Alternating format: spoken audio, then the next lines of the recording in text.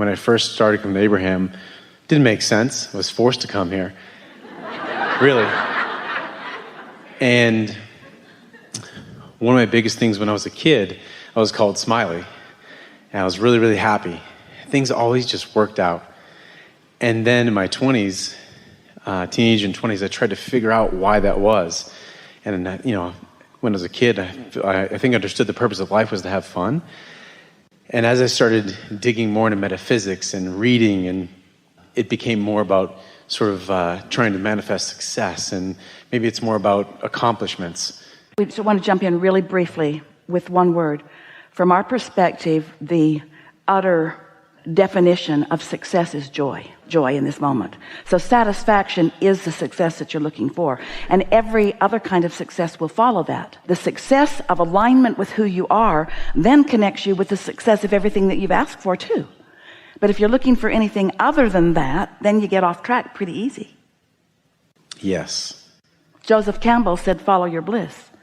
Right on track. That's exactly right on track. Okay, that changes the perspective too. Yeah, I get that. I've had some contrast through relationships and business and that kind of stuff. And good. It's the stuff eternity is made of. Say that again? Contrast is the stuff that eternity is made of. Without contrast, there cannot be clear choices. And without clear choices, there cannot be new creation. So contrast isn't you doing something wrong. Contrast is life serving you, serving your evolution. And once you're really good at focusing quickly, then contrast doesn't bother you at all. You just see it as opportunity to choose. Because contrast doesn't defeat you when you're in the driver's seat of choosing. So maybe as the key is, are we to find joy in the contrast? Well, this is the way we explain this. The answer is yes, but here's how we explain it. Step one is life just produces contrast and causes you to ask. So without even maybe putting words to it, if someone's rude to you, you want them to be nicer.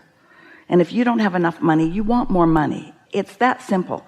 Life causes you to ask, even if you don't put words to it. Once you've asked, your inner being is all over it.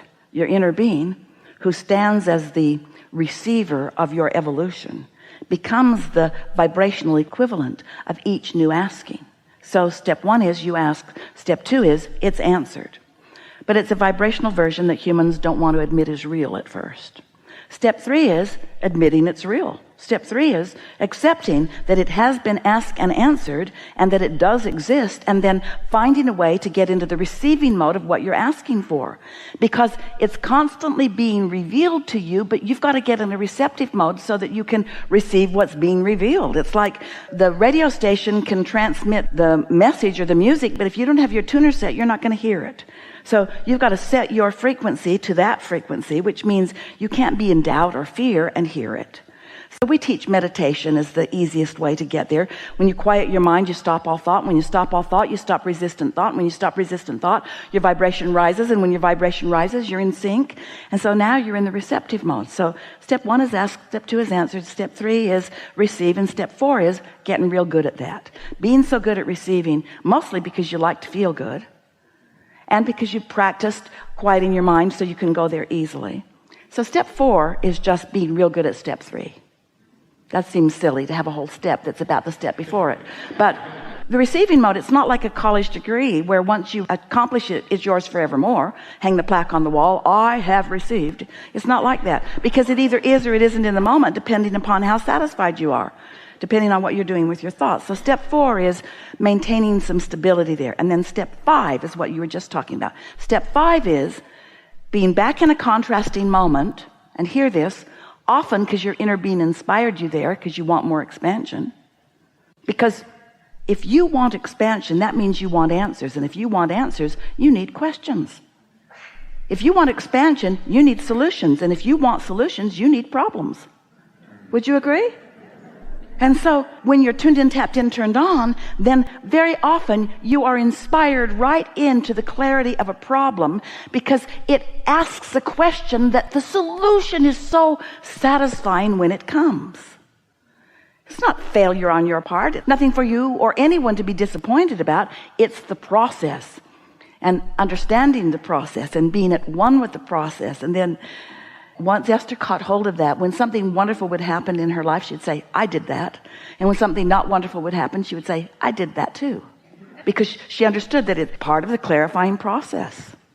But it's certainly not anything to lose your happiness over. If you've been even watching this forum or listening to this forum for a while, isn't the most satisfying conversation, doesn't it follow a big problem that somebody has projected? Or a big question? Our answers are only as good and as big as the question. If you've got a tiny little question, we got a tiny little answer. If you got a great big question, we got a great big answer. And your satisfaction factor is proportionate. It really is. Okay. I think I just got that. I think you did too. It's almost this back end step from 5 to 1. Like that is the cycle. The quicker you can move through that.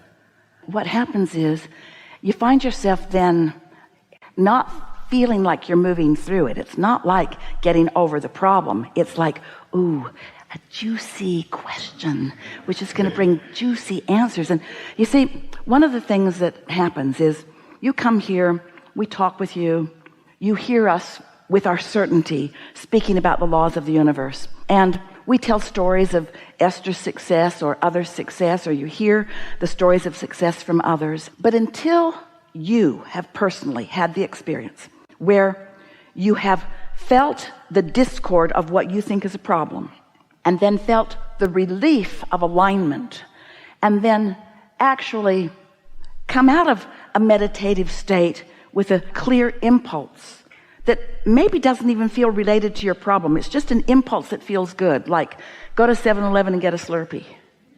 But the impulse is so strong and it feels so good that you do it. And then the next impulse leads to something that is a huge payoff. You meet someone, or another idea comes, or you buy a winning lottery ticket, or something happens. Until you make the correlation between a quieted mind, a raised vibration, a receiving thought, and the following through on it, then you don't know what we're talking about. It's just so many words.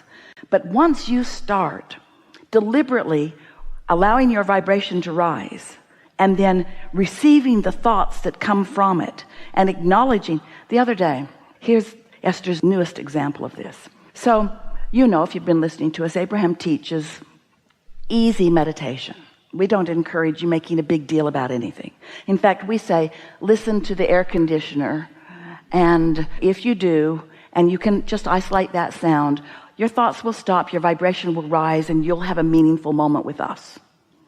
And some people get that and do it, and some people think, oh, there's got to be more, and don't even try.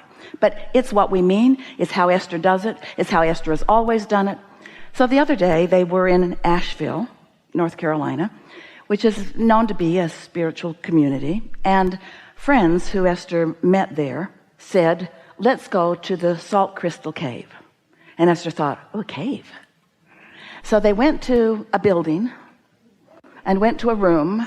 And Esther thought, it's not really a cave, but okay. And then she realized it was a meditation thing, and she felt a little slight resistance to that because she doesn't believe that she needs all kinds of stuff to help her meditate. She's tuned in, but she was with people she loves, and there were some strangers that she was meeting for the first time. And so 10 of them went into this room, and it was a room not very big. And the salt crystals had been imported from somewhere, Poland or somewhere, and they were all over the walls, so that all you could see around the walls were in some cases very thick and in some cases not so thick, but big salt crystals. And the ceiling had nets with smaller chunks of salt crystal that were hanging from the ceiling, and the floor was deep with what looked like a coarse sand, but it was sand of salt crystals. And then there were some lawn chairs seated around, and Esther sat herself in a chair and thought immediately, oh, this is satisfying.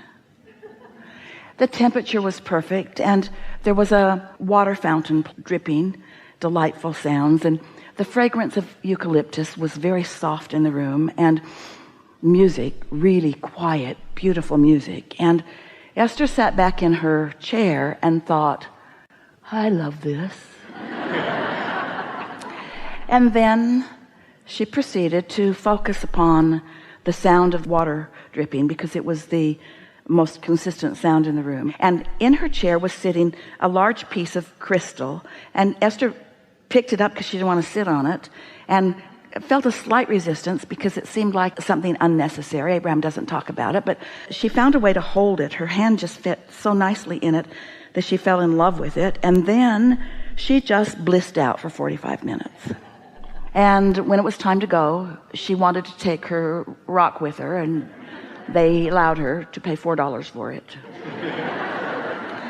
So now, ever since that day, Esther has thought about that delicious experience many, many times. Hundreds of times Esther has thought about that delicious experience. Now, before that experience, she was in San Antonio at Copenhagen Furniture with her grandson buying a desk for his new bedroom. And there was a man there who was helping them make the choices, and Esther and Luke made really wonderful choice, and the salesman complimented Luke to Esther in front of Luke, and Esther really liked that. This is really a wonderful young man, he said, and Esther knows that, but she really likes that he knows that, and she liked that Luke knew he knew that. So Esther has another little love affair going on with a stranger, and then she went back with Tracy a few days later and bought some bar stools and met somebody else who knew Esther, and then she went back a few days later and bought some more bar stools, and now this man is there, and he says to Esther, do you mind if I take your phone number and call you? And Esther said, no, I don't mind. So she gave him her number. He said, I have something I want to talk to you about. So now Esther is in the office supply store, and she gets a phone call from this man, and he says, Esther, I want to build a crystal salt cave in San Antonio. And Esther said, of course you do. Nothing else makes sense. There's no thought that's been more active in my mind over the last several days. In other words, when things like that happen to you, you know how loved you are. You know how well the universe is managing things for you. You understand the continuity of things. And so. Now, Esther may not break ground. She's got 40 acres and plenty of places for a salt crystal cave, maybe really a real cave, maybe even a cave that isn't in a building. In other words, there are all kinds of things that are coming to mind about it. She's often running with more pleasure for the sake of pleasure. This is how it works, you see. You don't have to do the work. The universe has got all the data. The universe knows everything you want, everything that everybody else wants, and where everything that they want and who they are in relationship to you, and will line you up with it. You just got to know that and be having fun with your grandson buying a desk in the process.